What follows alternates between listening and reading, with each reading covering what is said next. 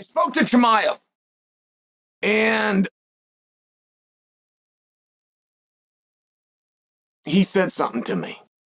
He asked me a question, and the conversation is exactly what you would think would be, hey, great job, congratulations, right? Pat on the back. The entire reason we do this sport is to get a pat on the back. And the only person that's going to give it to you is somebody in the industry. We can talk about the money and the fame all we want. It's largely marketing. Anyone that chooses this life has a need inside to be told, good job. So I'm giving Chimaev his good job. And it really was great. It was great to see him. And it was great to talk to him. And he just received his black belt. And Chimaev asked me one question. Our entire conversation, aside from me doing the obvious, hey man, great job, aside from that, was me answering the question that he asked me.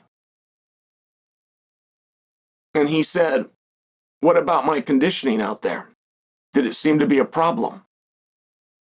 And he was saying it from a standpoint that he had heard the narrative. And of course, as soon as he says it, and I'd heard the narrative too, as soon as he says it, I'm wondering, is this personal between me?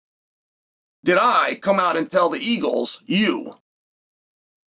And I'm not talking about the turkeys, right? I'm talking about the smart ones in the room.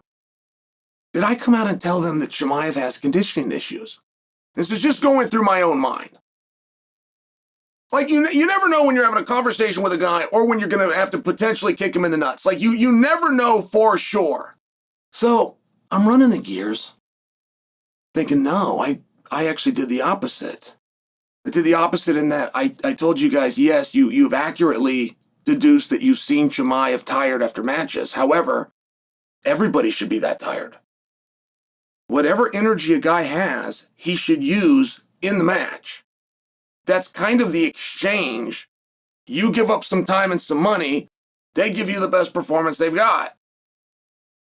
And anybody that comes out of a fight and is fresh or makes a statement, I could do 2 more rounds, has broken the deal. They've got, what do you mean I could do 2 more rounds? You mean you've got 65% energy left? Why didn't you use it? And I've always maintained that while Chimaev is fatigued, he's not lessening up. This was the thing about Fedor. It's one of the things that made Fedor so respected and so intimidating. Fedor got exhausted. But Fedor was looking to get exhausted. He loved the feeling. Dan Gable, who started in all of sport, any way you want to do it, if you trace the lineage of the importance of conditioning back, it lands on Dan Gable. And Dan Gable was like Fedor. He loved the feeling of being exhausted. Not only did he not shut down and quit, it's a very, to be exhausted, guys, if you've never been there, and respectfully, you probably haven't. If you ever get there, it's a very humbling feeling because of the vulnerability that you have. And that is why guys don't enjoy it. To feel good about yourself and to have confidence, you can't be humble and vulnerable. So if you could take the exhaustion away, you could come back to confidence.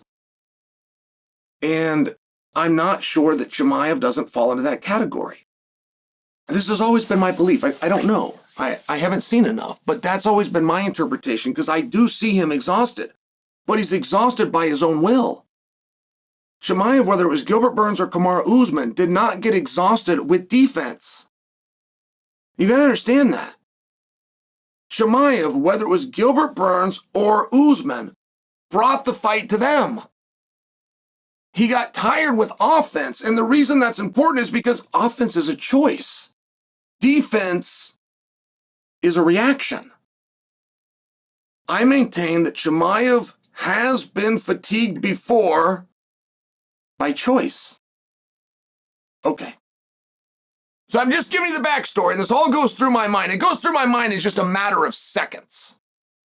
Right? He says to me, brother Chael, my conditioning, did it look weak? Did it look like a problem?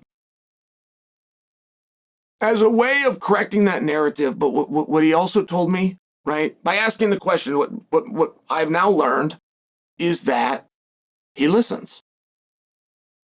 He listens to you.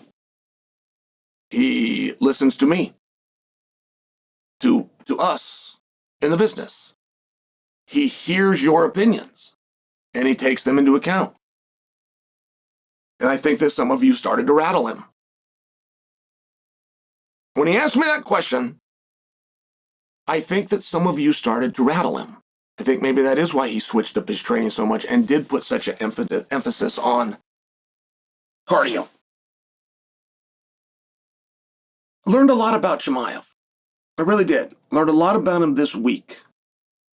That environment was as bad of an environment, which I guess is good. I mean, they're trying to build this incredible energy.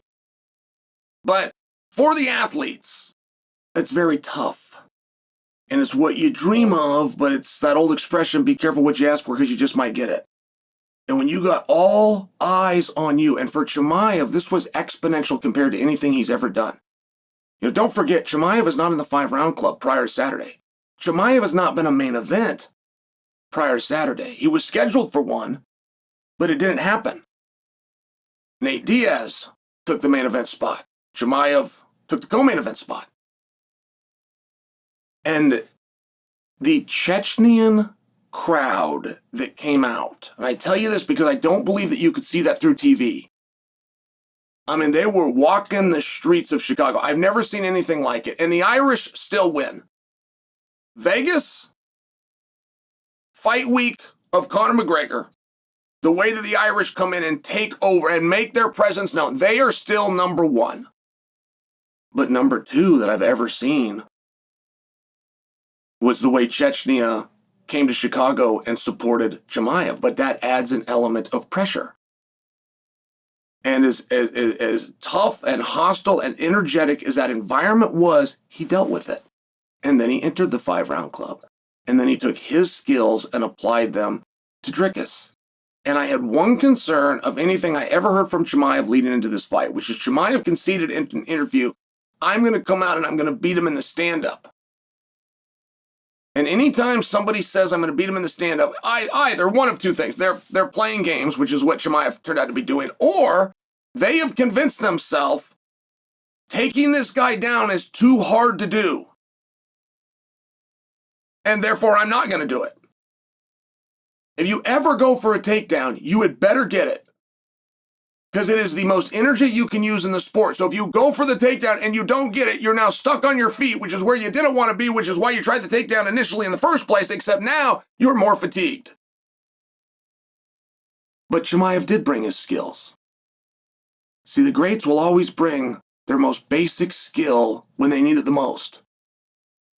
The greats won't adapt. They will believe in themselves. They will believe in their training, regardless of who the opponent is. And I learned that about Chimaev. And to answer his question, because I was more listening than I was talking, but Chimaev, to answer your questioning, no. No, your conditioning was not bad. It was not a problem. It was even on your side.